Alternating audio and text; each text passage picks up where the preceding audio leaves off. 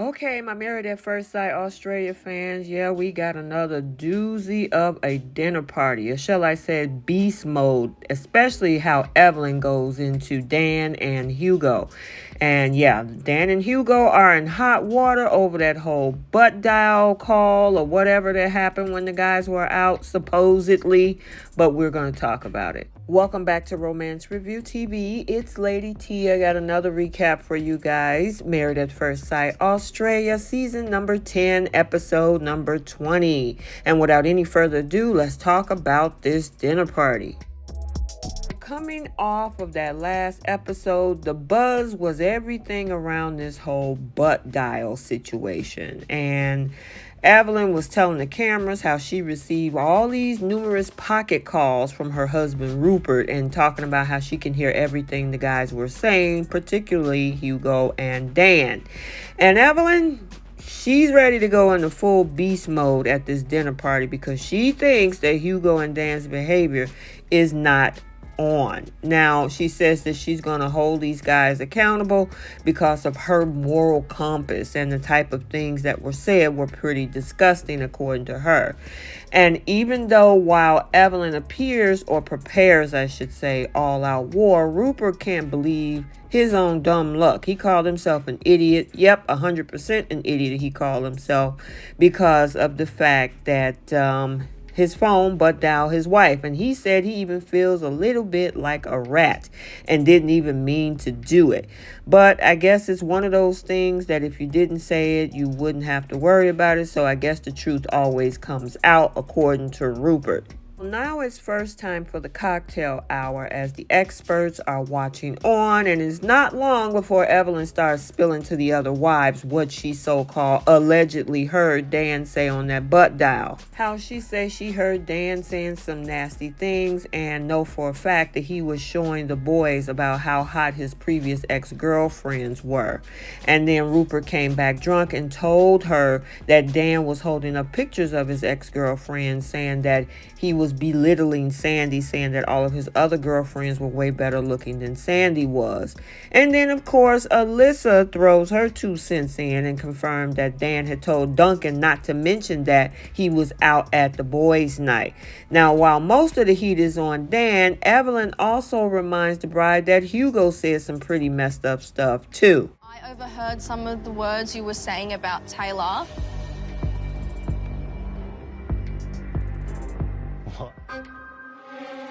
I'm not sure if I need to address them or...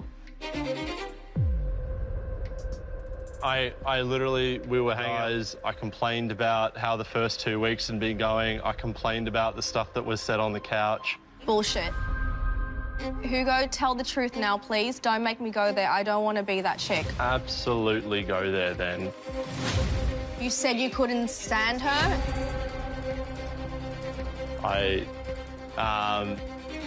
And you called her a see you next Tuesday?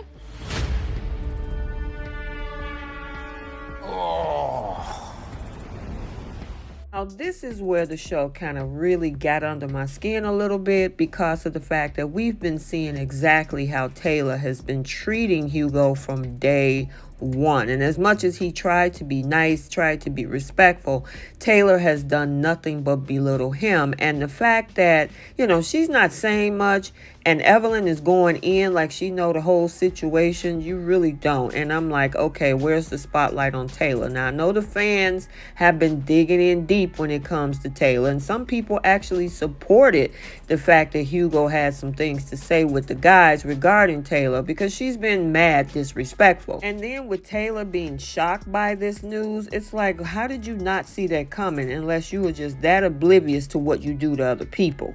However, he backed down and just decided to take the heat on all of this. But at the end of this, I felt sorry for Hugo because he looked so confused.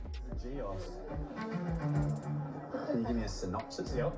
Rupert butt dialed Evelyn while the boys had been out, and she heard specifically Hugo and Dan say some things about their partner that wasn't very nice. Slandering their partner is the word we like to use.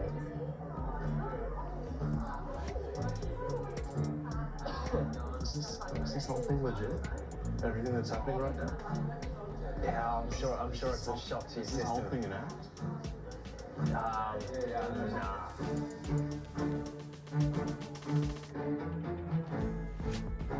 You okay? No, dude. What part of me ever saying, like, I can't just be good after this whole thing? This whole thing is cooked. I'm alone in an experiment where I've got a wife who doesn't want to be in the relationship. Just come to the realization that I couldn't even speak to the guys.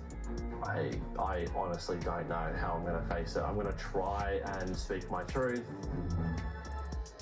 It seems like a massive gaslight just for this particular episode when it comes to Hugo and Taylor, because of course we've seen how Taylor has been treating Hugo, and for him to just try to be like, I'm not okay, I don't blame him, because he's like, this woman don't even want to be with me, and now I got to take the heat for pretty much saying, listen, I'm having a hard time for the last week or two dealing with a woman who don't want to be with me. But it was actually flipped on him.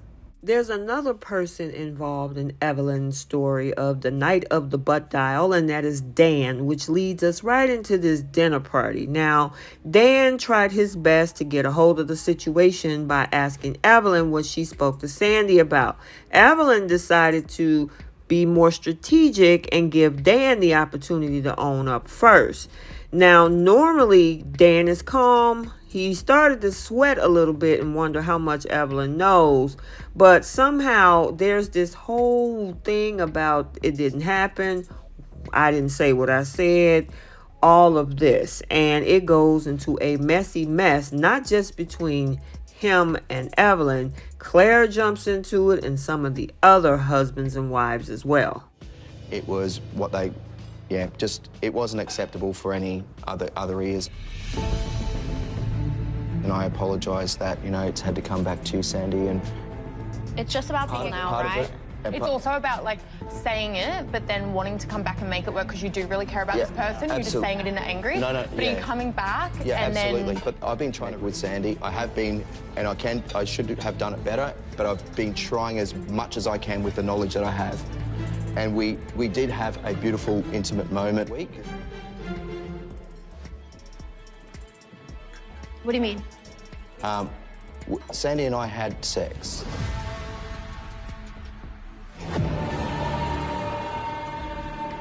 Why is he bringing that up now?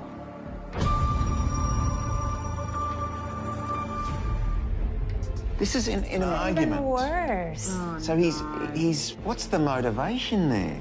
To say that he's a good guy and that they've got a great relationship. I just can't believe he said that.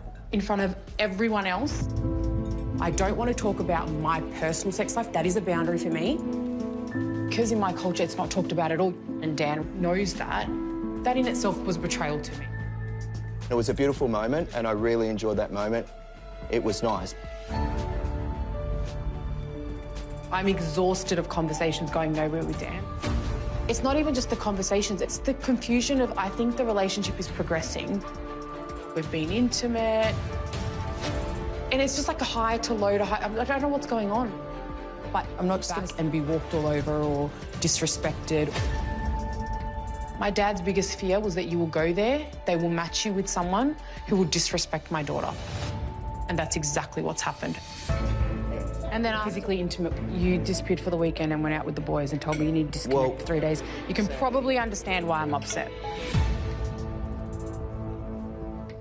I needed to detach last weekend. I did. And then you went out with the boys. And you said, I need a weekend to fill my cup and not speak to you, and I need to detach Sandy and spend a weekend with my daughter. But instead you chose to spend that weekend with the boys. No, I spent a couple of hours, no more than that. I felt upset because I was like, you didn't want me to contact you, and I took that step to reach out. I'd love to go home and see my dog and see my best friend and see my mom, but we're in this experiment. I don't get to go home and do that. Why do you? Because I have a daughter, okay? Under the guise of your daughter, but you didn't. You left her at home alone to go drinking with She was having a nap and she was with my friends. Doesn't matter. You left... No, don't get into parenting with me. He did lie that he went out with the boys. He kept that from me. Why did he tell me that he needs to fully disconnect? Basically, he messaged me back saying, I don't want to talk to you for 3 days, but then you go out with the boys. time and time again, you keep showing me that you've decided that you want to maintain your lifestyle as it is, and I'm somehow supposed to fit into that. This is a two-way street. You have to work with me. Evelyn and Dan, they are just pretty much playing cat and mouse back and forth. I mean, it was something to be seen as Evelyn is trying to get Dan to just be accountable. And everything that he's saying obviously is not what Evelyn finds acceptable. And at this point, of course, it's enraging him, which normally that's what they do. They put the cameras in the face of folks that see how they're going to react to this. And it just became a mess. Now, we did see a one-on-one that he'd had with Sandy. He tried to apologize, pull her to the side and say, look, you know, I don't want it to go this way. We can probably work past this, you know. And the thing is that there's a lot more that we have to talk about, because I promised you guys another video about Sandy and Dan a day or so ago, or maybe Friday. Well, there's more. And so I wanted to put it all together to create one main video, because a lot of stuff has been coming out behind the scenes. So I didn't forget about that. I just wanted to make sure I had all of the details so we can talk about it. And yes, of course, there's more details. So not so fast, Evelyn, because your timeline don't add up based on what we saw. And there are text messages to actually point to what time they actually went out. And I do have that information. So stay tuned for that separate video. Okay, so let's get the conversation started down in the comment section. I know you guys got a lot to say. I really was not feeling that whole thing with Taylor and Hugo, and how Evelyn was coming after Hugo for whatever he said. I'm like, did you not know what Taylor has been doing to this man? And then in regards to the whole Dan and Evelyn situation, all the hypocrisy across that table, Claire had nothing to say. Even though she said she owned up to it, it took her several weeks to get to that point. So yeah, you originally lied and came back a couple of weeks later. I didn't forget to talk about that either.